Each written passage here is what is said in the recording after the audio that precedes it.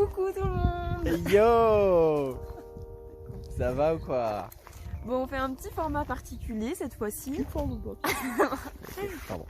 Parce que on voulait faire un petit bilan de ce premier mois de voyage. de voyage. De tour d'Europe. Et du coup, pour ça, on voulait faire une petite vidéo pour que les gens nous voient aussi un peu vivants. Bouger, vivant. Parce que changer du des coup, on s'est dit que Polar Step c'était bien, ça fait des belles photos, des beaux textes et tout, mais que c'était peut-être pas très vivant. Donc là, on va essayer de faire des petites vidéos courtes, on va essayer d'être pas trop long. Pour résumer un peu certaines thématiques voilà. du voyage. Voilà, donc on va essayer d'aborder plusieurs points. Et là, premier point, c'est donc quel bilan on fait de ce premier mois? Qu'est-ce qu'on a vu? Et ben, au moment, on a fait donc un mois où on a fait donc la Slovénie, voilà, de long en large. 2 semaines en Slovénie où on a fait tout ce qu'on voulait faire à peu près. Il y a quelques trucs qui étaient fermés parce que il y avait des travaux, il y a eu une tempête l'année dernière.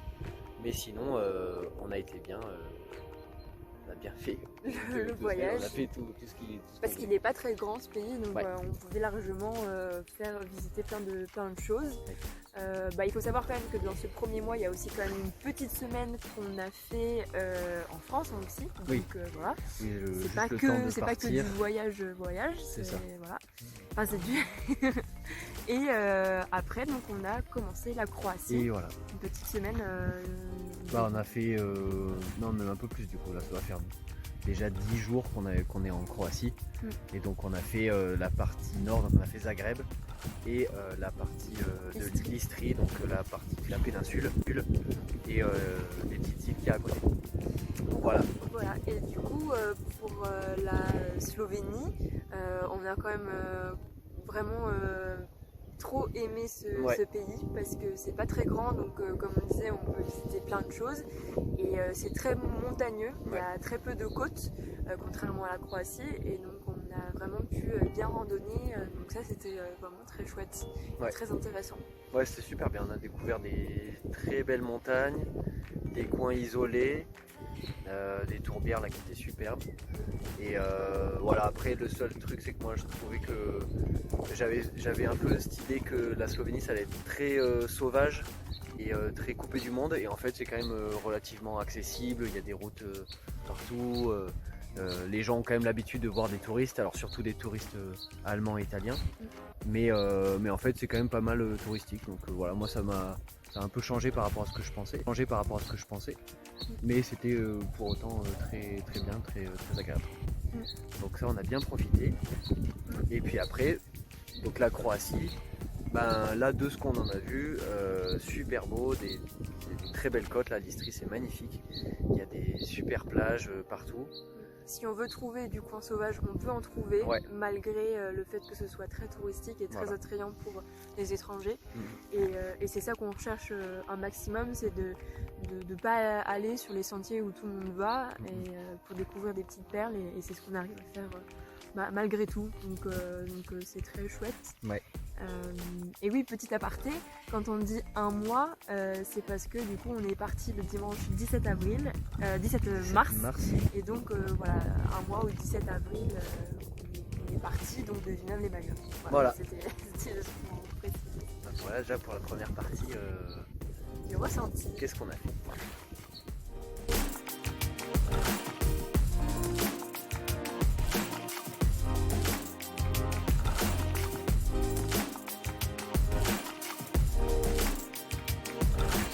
Et c'est encore nous. Deuxième point qu'on veut aborder, donc plus la partie vie quotidienne, donc comment on s'organise, comment est-ce que on trouve notre rythme aussi.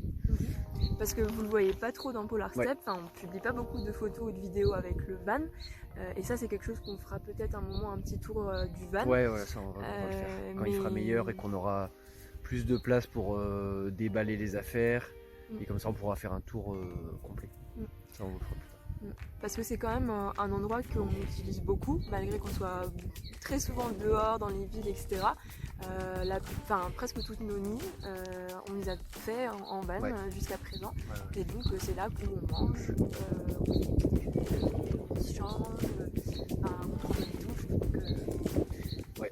un lieu très important. Donc là, pour l'instant, ce premier mois, positif. Enfin, franchement, moi personnellement, on vit dedans, on se sent pas contraint, on se sent pas, on n'a pas la flemme de rentrer le soir dans le froid et tout. Alors au début, c'était un peu compliqué en Slovénie parce que justement, il faisait pas très beau. Il y avait de l'humidité et tout ça, donc on pouvait pas cuisiner comme on voulait. Bon, après la nuit, on n'a jamais froid, mais la journée, il faisait nuit plus tôt aussi, il n'y avait pas encore le changement d'heure, tout ça. Donc au début, c'était un peu compliqué par rapport à ça. Et les douches, on n'avait pas de douche chaude, on n'a pas d'eau chaude dans le van, donc c'est quand même contraignant. Mais franchement, on s'est pas senti trop bloqué non plus, et c'était pas désagréable au point de se dire ah bah non mais là faut absolument qu'on trouve un camping, un hôtel ou quoi. Donc pour l'instant ça va, et puis il a commencé à faire beau là depuis 10 jours. Aujourd'hui il fait moins beau, mais on a eu une bonne semaine où il a fait très chaud et tout ça, on a pu avoir des douches chaudes, et donc on s'est bien acclimaté au van quoi. Ouais, au début on n'a pas vraiment fait de test, on a essayé de faire un test quand on était allé à Fontainebleau, mais c'était pas un test vraiment concluant puisqu'on déménageait aussi nos affaires chez ma mère, donc on pouvait pas avoir toutes les affaires qu'on allait prendre pour le voyage, donc c'était pas, on pouvait pas tester notre optimisation et l'arranger mieux. Ouais, et donc là c'est un peu des choses qui étaient mal rangées ou qui traînaient un peu dans les pattes, et ça petit à petit il y a des objets dont on sert moins, donc on les range plus loin dans le van. Et les trucs dont on sert tous les jours, on les met à portée de main, quoi. La brosse à dents, elle est pas loin. On aurait organisé les tiroirs et tout ça, quoi. Et pareil, au début c'était un peu difficile de trouver un peu un petit rythme. Ouais. On a encore un peu du mal à avoir un vrai rythme de vie quotidienne, mais en même temps c'est parce qu'on fait plein de choses très différentes et on ne sait jamais à quelle heure on va, on va se coucher, on doit se lever, etc. On essaie quand même de se mettre un petit réveil à 7h30 chaque jour. Mais on arrive à trouver quand même un rythme d'organisation du van, à se dire on s'arrête à un endroit, vas-y, moi je m'occupe de mettre la tente de toit, d'arrière du véhicule, pendant que l'autre il bouge le siège pour qu'il se tourne et pour après mettre le lit, et l'autre qui cuisine, donc on arrive quand même à s'adapter, avoir ce rythme de vie quand même. Oui, et puis avec les tâches quotidiennes. Ouais, c'est ça. Le ménage, pareil. Le ménage, donc après c'est pareil, il faut penser à l'eau, remplir l'eau, le bidon, vider les eaux grises, faut faire des courses, il faut plein de trucs quoi. Faire de la lessive, sécher le linge. Et donc tout ça on le fait un peu quand on voit que ça commence à être limite, on se dit la prochaine étape aujourd'hui ça serait bien de trouver un point d'eau, ou ça serait bien de trouver un lavoto, là voilà, un lavoto.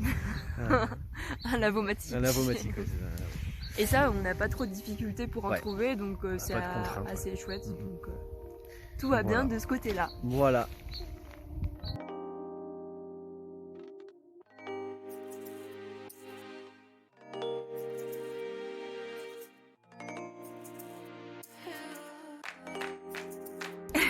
On va aborder les points plutôt négatifs. Ouais, c'est ça. On va faire point négatif de...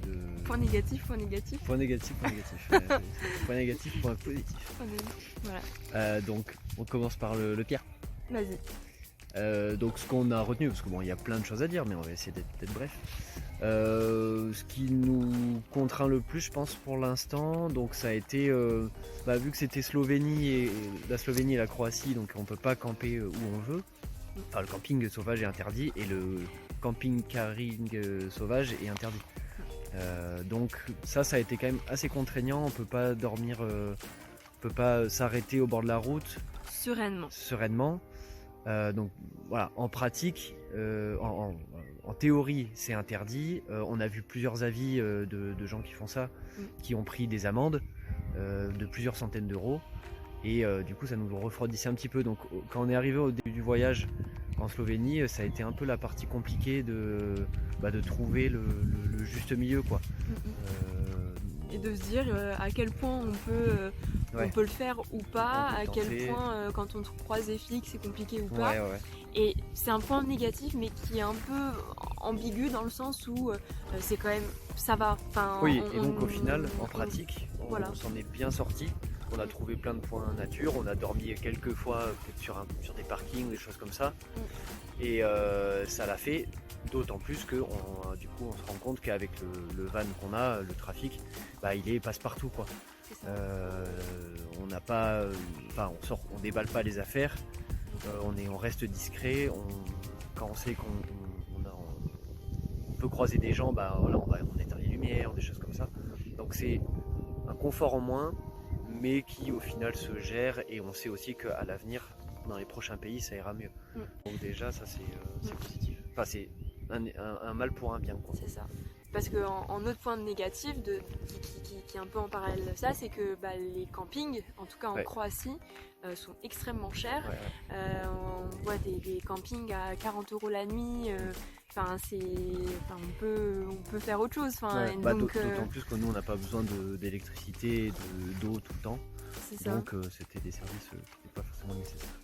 Donc pour ça, pour le parking, un peu pareil, il faut tout le temps ruser, aller voir sur l'appli la Park4Night, qu'on utilise beaucoup pour trouver des expériences d'autres personnes qui sont passées par là, qui ont trouvé un parking gratuit. Donc voilà, et à chaque fois, très vite, ça peut être cher aussi. Et c'est pareil, c'est 3 € de l'heure, tu restes pas l'après-midi. Donc à chaque fois, on a trouvé, un peu compliqué, mais ça l'a fait.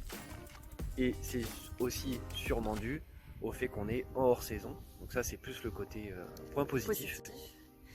Ouais, le hors saison, c'est vraiment génial. Je recommande à tout le monde si vous voulez faire des vacances. Si vous devez faire Slovénie, Croatie, et même je pense de manière générale, ça change la vie, quoi. Déjà, il y a beaucoup moins de touristes, ça, on s'en rend bien compte. Mais surtout,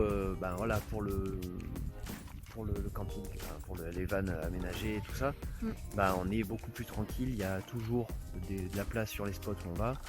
Les locaux, je pense qu'ils sont beaucoup plus accueillants, parce que justement il n'y a pas 36 000 voitures qui se baladent de partout. Parce que quand on regarde certains commentaires, on sent que les locaux eux-mêmes dénoncent les camping-caristes sauvages, et du coup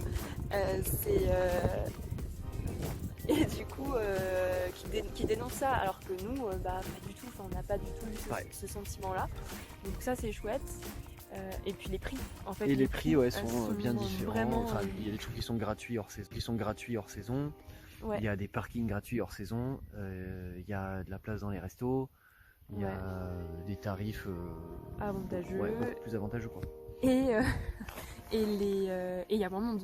Et ça, c'est vraiment très chouette. Il y a plein de sites qu'on a fait touristiques, parce qu'on fait quand même des sites touristiques.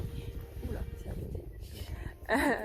C'est beaucoup moins blindé de monde. On se dit, s'il y avait eu du monde, ça aurait tellement été une expérience différente qu'on ne regrette pas d'être à cette période-là.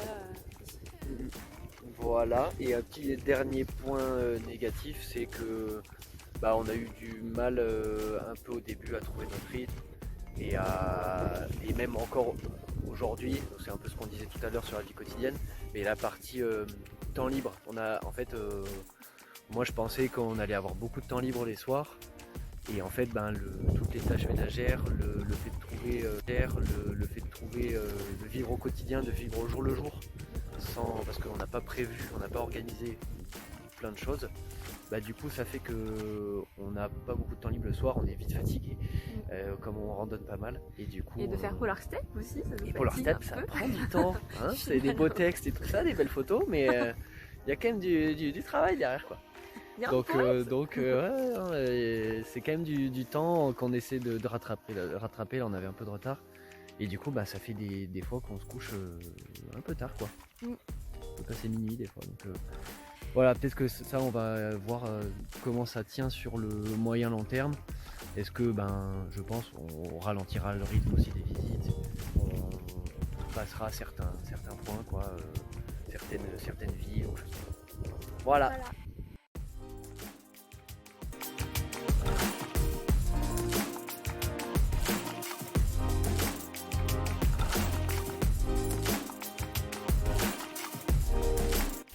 partie nourriture. Je sais plus combien de temps de partie. On a déjà perdu plus. Donc on est végétarien. Comment on s'organise pour manger? Qu'est-ce qu'on mange? Parce qu'on est végétarien, voire vegan. C'est compliqué des fois. Eh ben non, c'est très simple parce que pour le moment, Slovénie et Croatie, on arrive franchement à faire des courses et à trouver donc plein de fruits et plein de légumes, normal, et des alternatives végétariennes, donc avec de la charcuterie, du fromage. Fromage vegan.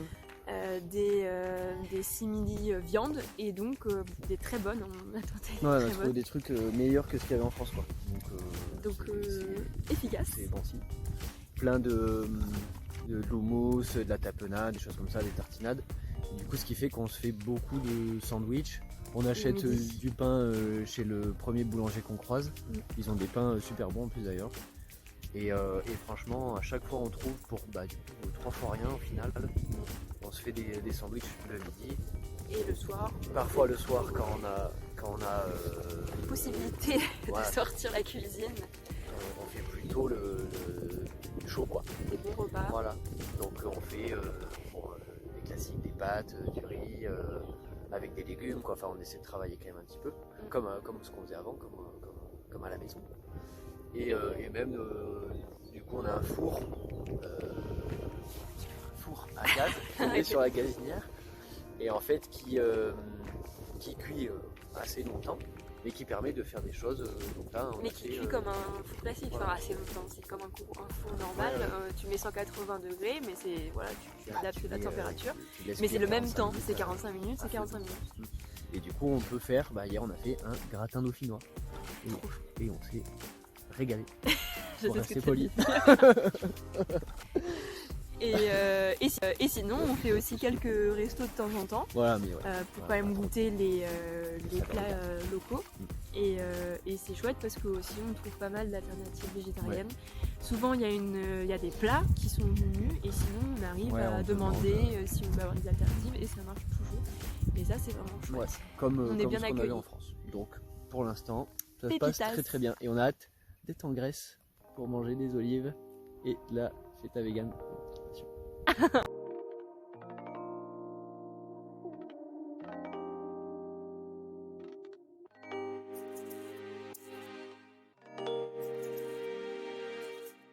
Et petit point argent, petite partie pas très longue parce que du coup on va plutôt... On détaillera toute la partie budget, nos dépenses, quel pourcentage est attribué au carburant, aux nourritures, tout ça. On le fera plutôt à l'écrit avec peut-être un petit graphique, ce sera plus parlant. Mais déjà, qu'est-ce qu'on peut dire dans l'ensemble? C'est que donc on a visé une petite, on a fait des estimations avec une fourchette basse, une fourchette haute pour chaque mois et pour le global. Et on voulait essayer de viser la fourchette basse déjà pour le mois. Et on l'a dépassé, mais ça reste quand même largement dans notre budget, donc c'est chouette. Et on se rend compte qu'on ne se prive pas non plus, donc c'est plutôt cool. On s'est pas privé et il y a eu quand même Venise, on a fait une belle journée assez chère avec beaucoup de dépenses.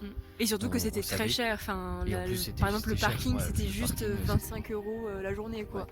Donc c'était juste énorme. Donc voilà, on a fait des dépenses, on s'est pas retenu, on a fait des restos et pour autant on n'est pas du tout dans le rouge, donc pour l'instant on est assez content de ce premier mois crash test et comme ça on sait aussi quel rythme on peut avoir pour l'avenir là, pour la suite. Voilà.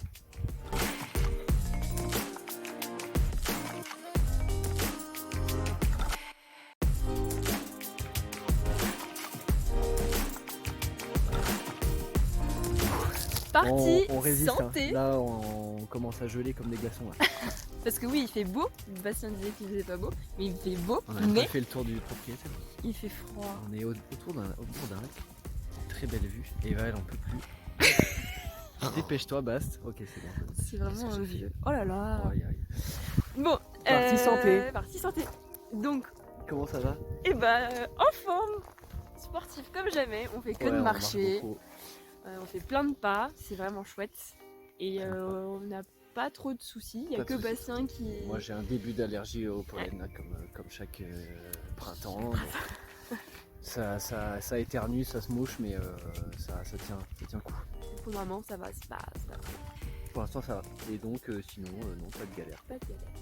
Et sinon, santé du Et la van, santé du van. Alors, on en parle. il fait pas d'allergie? Non. Et bah lui, pour l'instant, il va très très bien aussi. Croise les doigts. Ouais, on croise les doigts. Aucun Touche du souci mécanique, aucun bruit suspect, voilà. Donc pour l'instant, tout va bien. On fait le plein, mais de temps pas en temps. trop, enfin ça Il va, il consomme, consomme mais pas trop. Et puis l'essence ici, c'est pas si cher que ça, donc ça va. On est plutôt bien. Donc voilà, pour l'instant, tout va bien.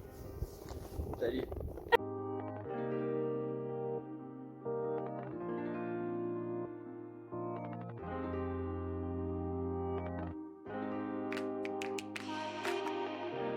Dernière partie, normalement, et après on arrête. Notre ressenti personnel. Quel ressenti, un peu, quel sentiment on a, quoi. Oui. Tu commences?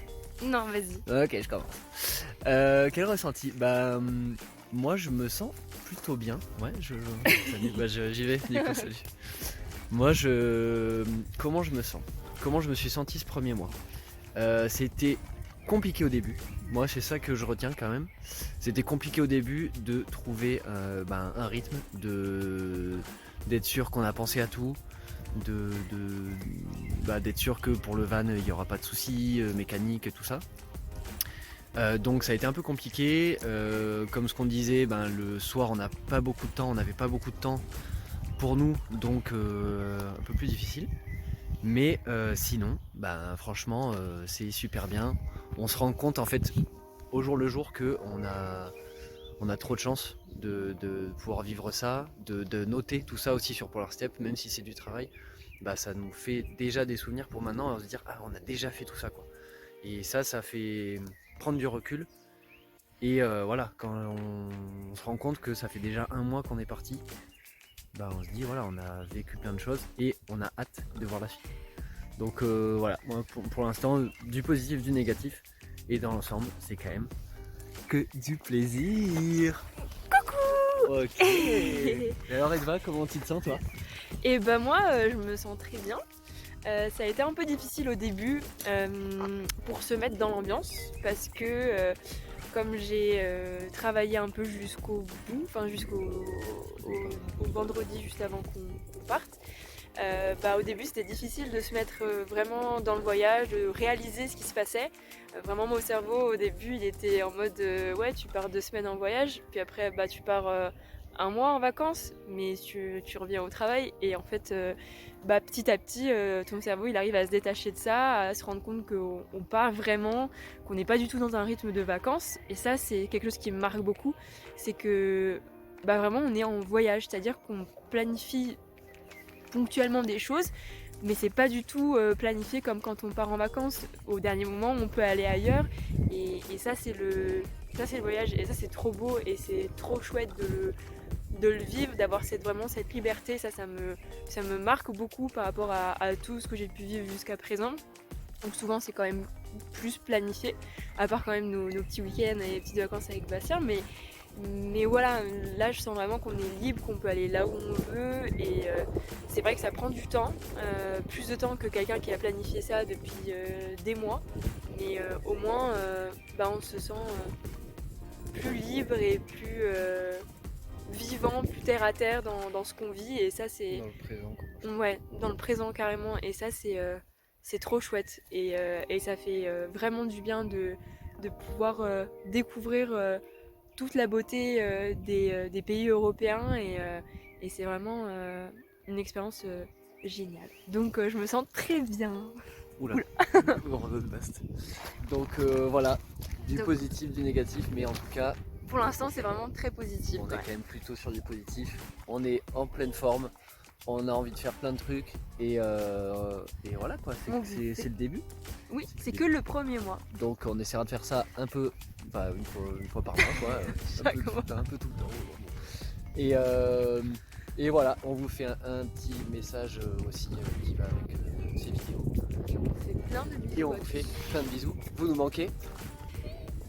Comme feraient on est loin. les gens qu'on croise. Ah oui, on croise des gens qui font des cœurs avec leurs doigts comme ça en prenant les photos. Bisous. Voilà. Ciao, à plus.